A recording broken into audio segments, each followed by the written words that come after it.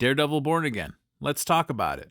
Now, I haven't made a Daredevil video on this channel yet, but I have been watching, and this week's episode really drew me in. I gotta be honest. Now, again, I'm a casual nerd.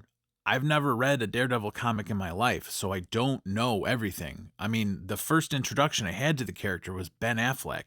Now, I know what you're gonna say. Oh my God, worst version of Daredevil ever. But look, I don't know, 10, 11, 12 when that movie came out. I really don't know.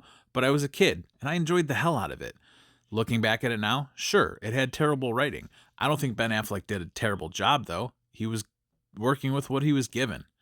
Anyway, with that being my introduction to the character, it can only go up from there. I loved the first 3 Netflix seasons. I loved Daredevil Born Again. It's all amazing. Episode 1, the fight scene with Bullseye, amazing. Episode 5, it was a little slow. I didn't enjoy it that much, to be honest. I loved the Kamala Khan stuff, though. I loved the interconnectivity. I love when they give us Easter eggs from other shows or movies or characters. I always enjoy that. I don't know anything about Muse. However, I've read a little bit about him and what his power set was, and I feel like they didn't do Muse any justice in this show whatsoever. Kind of ridiculous how quickly we moved through him. But anyway, to the most previous episode, I fully believe Vanessa hired Bullseye to kill Foggy.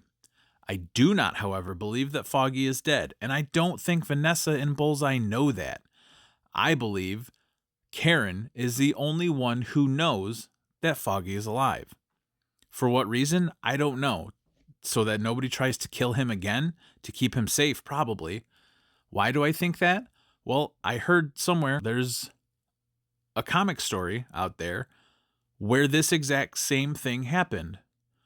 Where Foggy was shot, Matt heard his last heartbeat, and then he died. And then it turned out that Karen was covering up the whole time.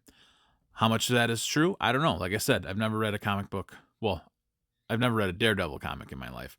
But I don't know. I feel like that's where they're going, and Foggy's going to make an appearance in the last episode. I think there's 10 episodes total.